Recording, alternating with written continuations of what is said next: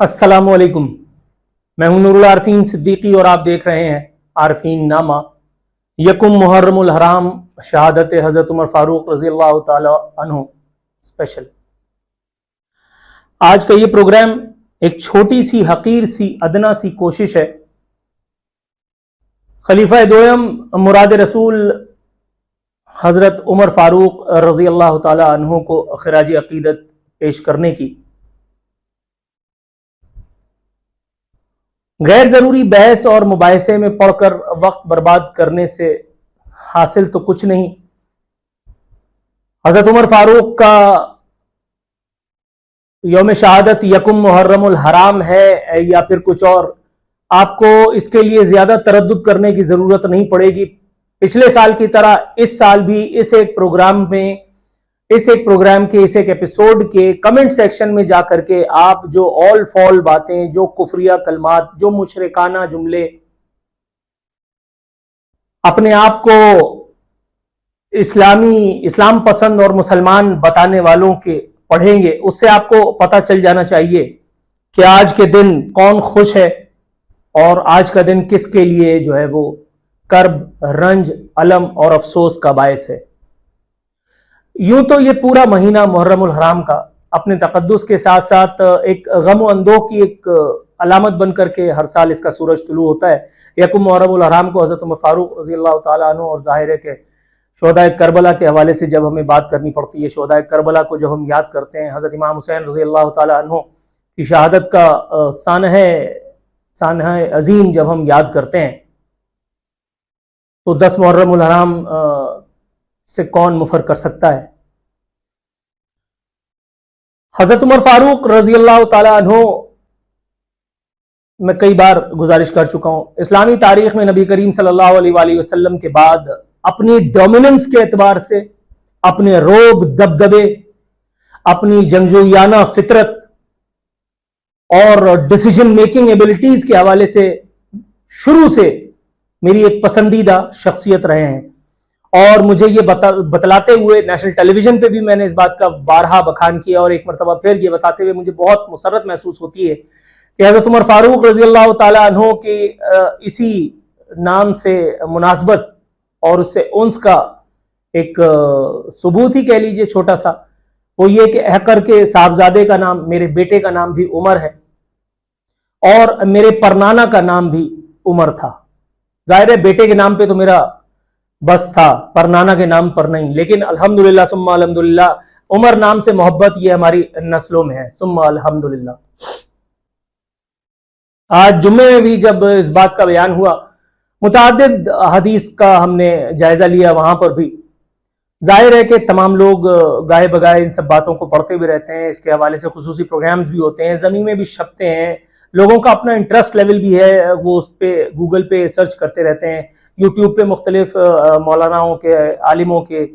اس حوالے سے مختلف بیانات بھی ہیں۔ میں اپنی سی حقیر سی ایک ادنا سی کوشش کر کے اپنا نام انگلی کٹا کے شہداء میں لکھوانے کا تمنائی ہوں بھائی۔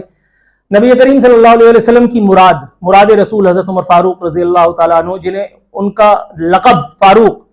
خود دربار رسالت سے عطا ہوا تھا، آپ کی شان کو بیان کرنے کے لیے کیا ہی کم ہوگا یہ سب کچھ۔ حضرت عمر فاروق رضی اللہ تعالیٰ عنہ ہی وہ واحد ہستی ہیں جن کے بارے میں نبی کریم صلی اللہ علیہ وسلم نے صرف حضرت عمر فاروق رضی اللہ تعالیٰ عنہ کے بارے میں کہا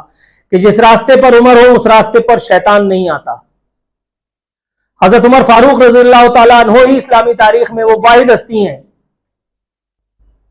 may Allah be pleased with him، جن کے بارے میں نبی کریم صلی اللہ علیہ وسلم نے ارشاد فرمایا کہ میرے بعد اگر کوئی نبی ہوتا تو حضرت عمر فاروق رضی اللہ تعالیٰ عنہ ہوتے۔ حضرت عمر فاروق رضی اللہ تعالیٰ عنہ ہی وہ ہستی ہیں جو نبی کریم صلی اللہ علیہ وسلم کی معیت میں جب احد پہاڑ پر چڑھے تو احد پہاڑ جو ہے وہ لرزنے لگا، تو نبی کریم صلی اللہ علیہ وسلم نے اپنا پیر مبارک جو ہے وہ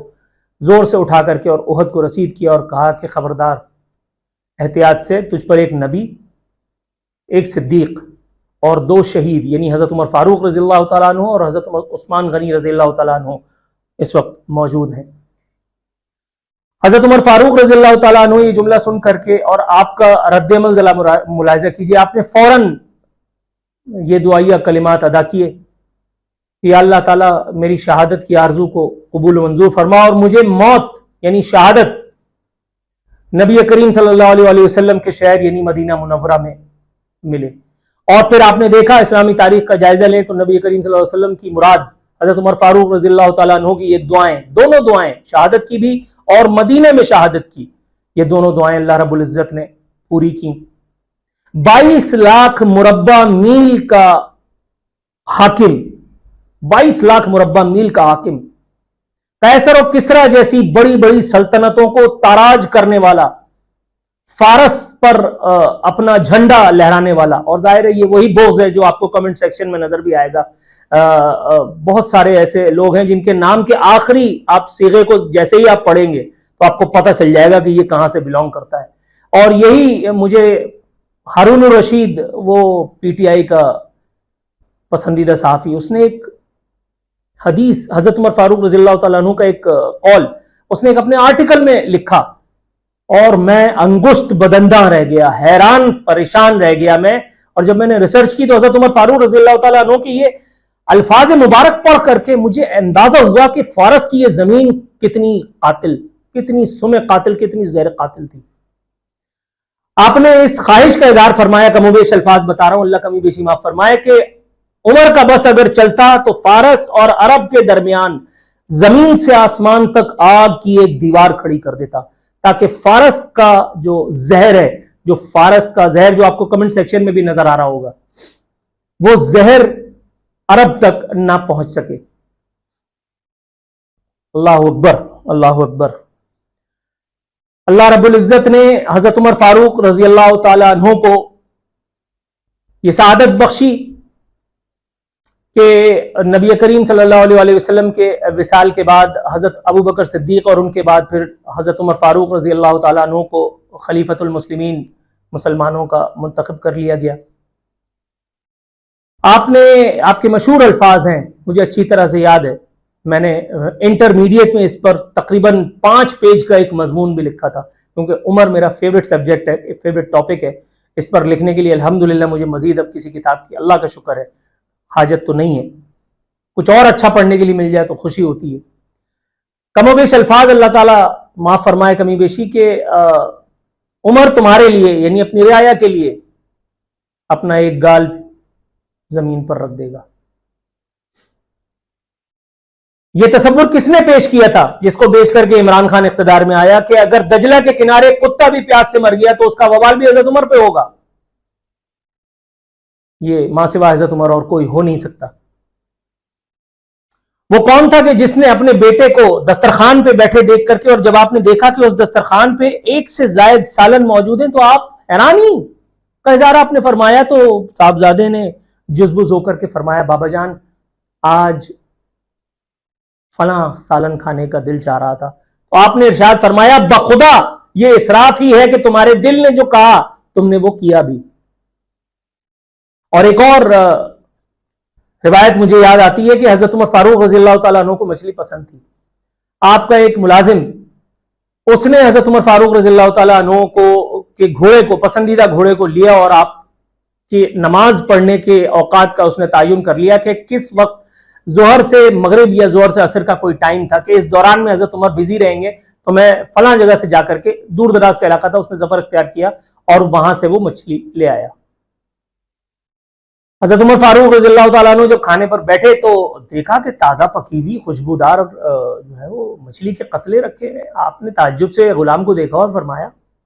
یہ کیسے؟ پتہ چلا کہ میں آپ کے لیے اور جا کر کے اور وہ لے کے آیا تھا۔ تو آپ ذرا ملاحظہ کیجئے،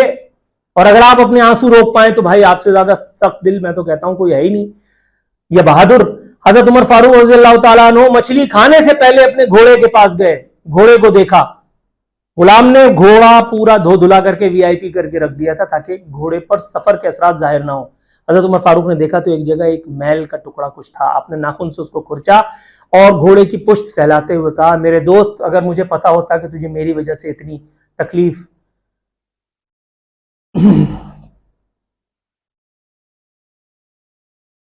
کہ اگر تجھے میری وجہ سے اتنی تکلیف اٹھانی پڑے گی تو میں کبھی بخدا تجھے اتنی تکلیف میں نہیں ڈالتا۔ اور پھر دیکھیے کہ وہ بدبخت ابو لولو فیروز، اللہ تعالیٰ اس کو، اس کے ماننے والوں کو، اس کا بخان کرنے والوں کو، اس سے عقیدت رکھنے والوں کو، ان کی نسل در نسل کو پروردگار عالم رضالت کی چادر میں لپیٹ کر غرق واصل جہنم کر دے پروردگار عالم، جنہوں نے اس کا مزار بنا کر کے اس کو پوج رہے ہیں۔ وہ ابو لولو فیروز، وہ منحوس، وہ مجوسی، بد کردار، بدبخت غلام۔ حضرت عمر فاروق رضی اللہ تعالیٰ عنہ نے کچھ دن پہلے اپنی شہادت سے خواب دیکھا جس میں ایک سرخ مرغ آپ کی ناف میں ٹھونگے مار رہا تھا۔ آپ نے اس خواب سے تعبیر کیا، آپ نے ارشاد فرمایا کہ میرا وقت قریب آ چکا ہے، اور پھر وہی ہوا۔ ابو لولو فیروز نامی اس بدبخت نے، جس کے ماننے والے آج بھی مختلف ناموں سے، مختلف قالب میں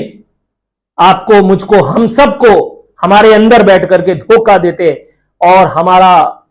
خون چوستے نظر آتے ہیں،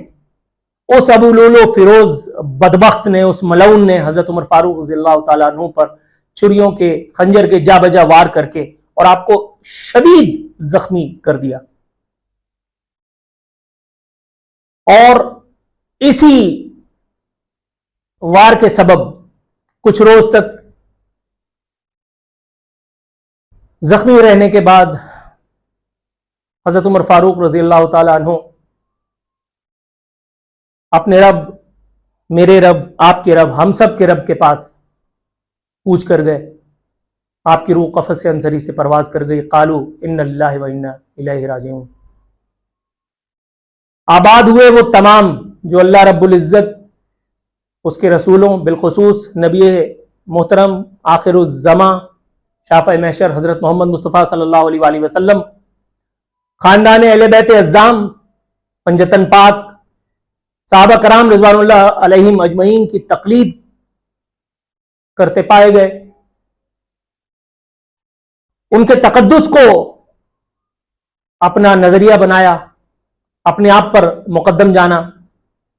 پروردگار عالم ہمیں ایسے اطاعت گزار، مطیع اور خوش نصیب بندوں میں شمار فرمائے جو نبی محترم حضرت محمد مصطفیٰ صلی اللہ علیہ وآلہ وسلم، خاندان اہل بیت عظام، امہات المومنین، پنجتن پاک، خلفائے راشدین، صحابہ کرام رضوان اللہ اجمعین، تابع تابعین اور تمام اولیاء اللہ، تمام شہداء کرام، تمام غازیان دین، تمام بزرگان دین،